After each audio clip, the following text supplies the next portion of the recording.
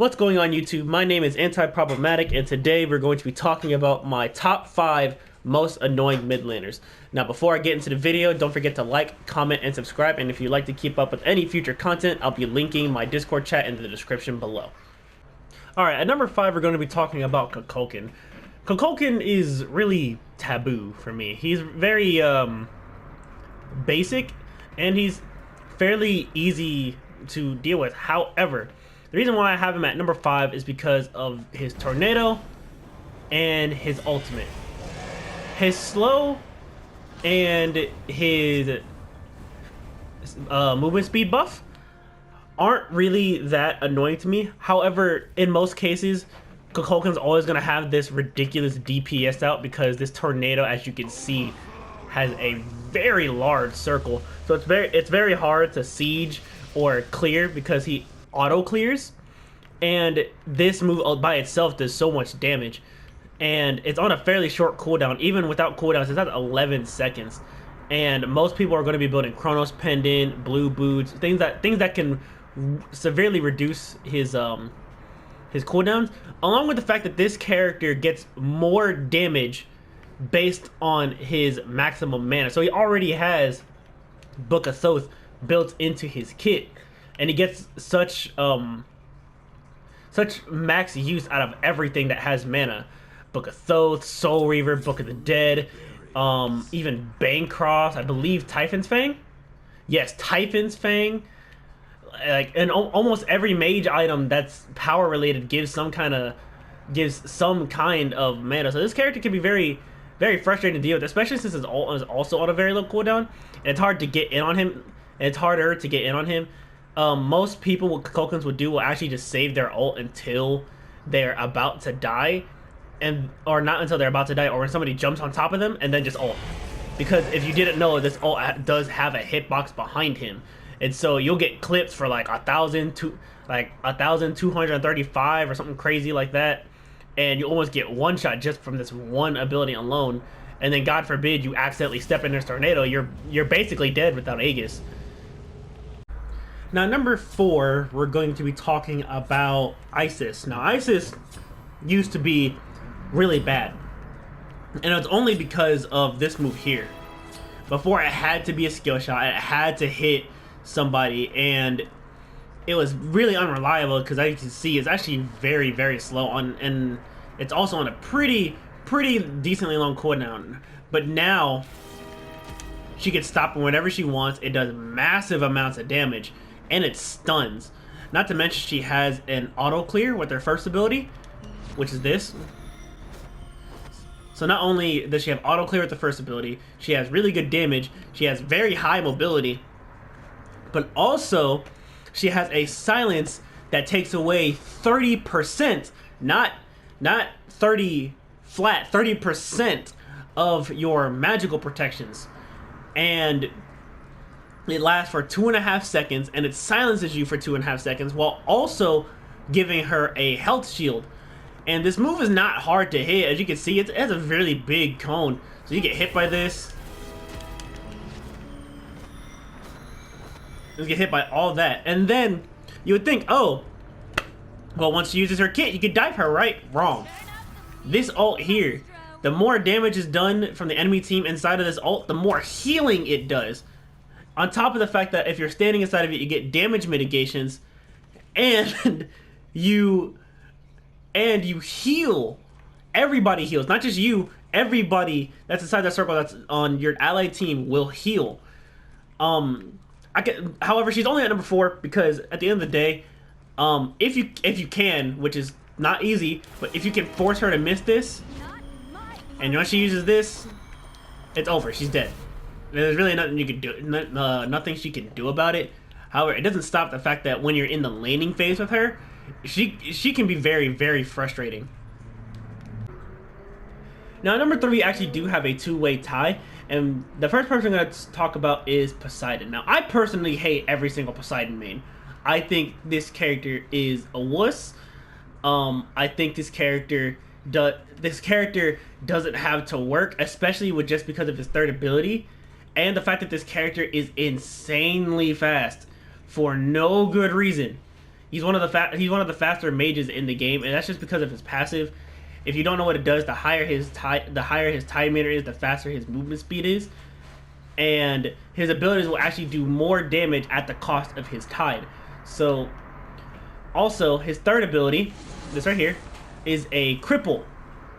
A cripple, if you don't know, keeps you from using any move that moves you. For example, Hades can't use his dash, Scylla can't use her dash, Heimdallr can't use his teleport, Set can't teleport. It's just a whole bunch of nonsense that this character does not deserve, on top of the fact that this character is extremely safe. Let me show you. So, this character can put this little tidal wave down here, right? And drop it here, and then back off. Drop his tidal wave, and then back off. And that's it. He'll instantly clear the wave. And his ult is what really makes him annoying as well. Because if the jungler picks somebody that you need beads against, let's say Dodgy, you need beads if there's a Dodgy on the enemy team.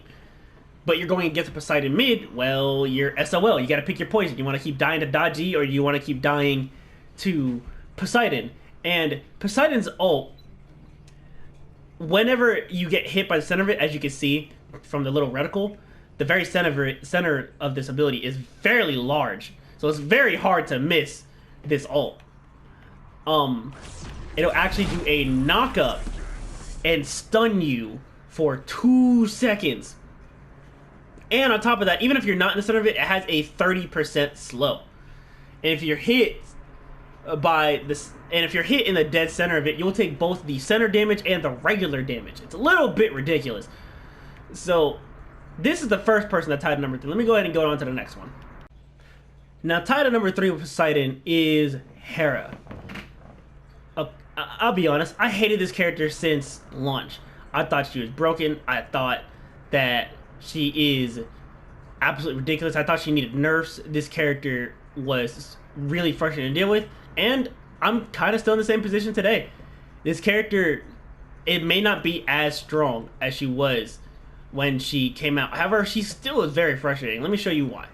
So, there are 4 big reasons why I don't like this character. Reason number 1, her second ability, Polymorph. So, what it does is that it does 240 damage at max rank. It will polymorph you, as you saw, and change you into something random for 2 seconds, and has a 20% slow. Now, when you're polymorphed like that, you can't attack back.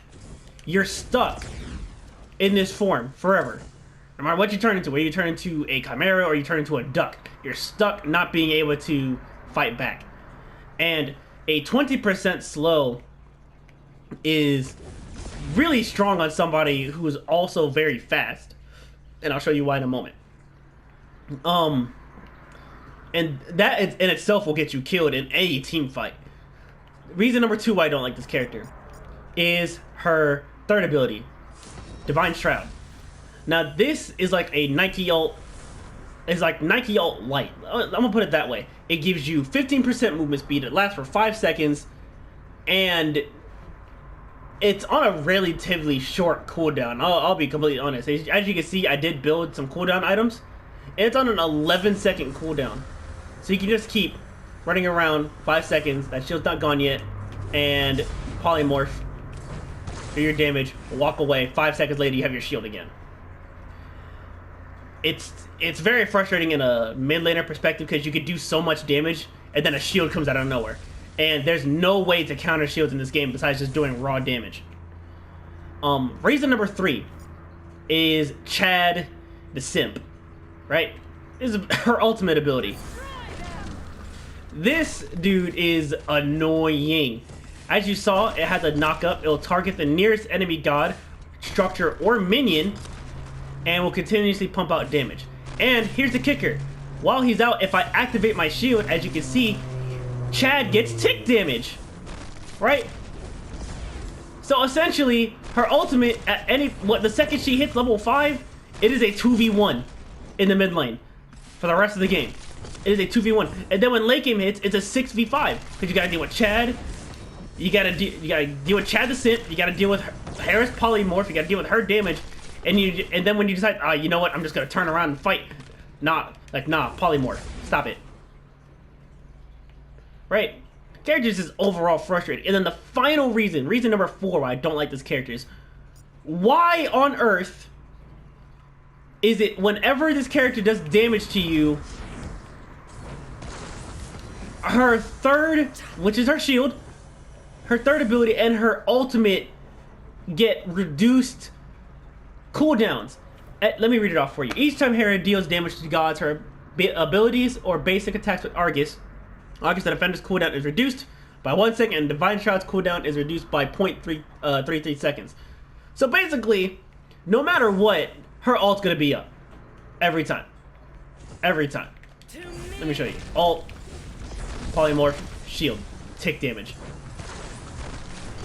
Now, let me show you what it's like on a bot. Alright, let me show you how ridiculous this is. You walk up to somebody, you ult them, pop your third ability, polymorph, they're dead. They're dead. And the chat is still out here boxing people up, and you're still doing so much damage. And then, okay, the tank shows up. Oh, my bad. My bad. I'm gonna just have Soul Reaver on and then pop my third ability and run away. And chat is still hitting you with that tick damage. Character is frustrating. Okay, at number 2, we have Persephone. You know she had to be on the list. With this character, she has an ult that's on a 54-second cooldown. Okay, what her ult does is basically it has a massive cripple with a decent amount of damage, and if you see this little circle here, you are not allowed to escape this circle. Right? Now, what happens in that circle is that you're also not allowed to use any freaking run moves. Also, on top of the fact that if you didn't know, with her second ability, which is this little harvest, she can make like little grenades on the map. Let's put it that way, little landmines. And after a certain amount of time, they start to evolve, as you can see. And then once they hit a certain threshold, let's go ahead and wait for it. Okay, so once they hit a certain threshold, as you can see, they're fully grown. If you basic attack them, they'll sprout. And when they sprout, they will travel to the nearest enemy minion or enemy god and track them. And there's a very specific way you have to dodge them. But the problem with that is that when you're in the mid lane, you spend so much time focusing on not trying to get hit by these little gremlins on the map that you realize that you just got outcleared. Now the minions are beating you up, and she's beating you up. And then, on top of that, if you didn't know, if you put her plants down and you use her third ability, her leap, they will instantly go to the next activation stage and activate. The next stage in their development and then activate, and then every single AoE bomb right there will track towards the enemy person, so it's really hard to dodge. On top of the fact that this little line move here does hit belligerently hard. And then, her passive, when she has a certain amount of seeds, you get seeds by your plants dying, right? Once she has a certain amount of seeds, she can revive herself, and even though her abilities only deal 50% of their overall damage, if she has her ult, she can change a team fight while she's dead.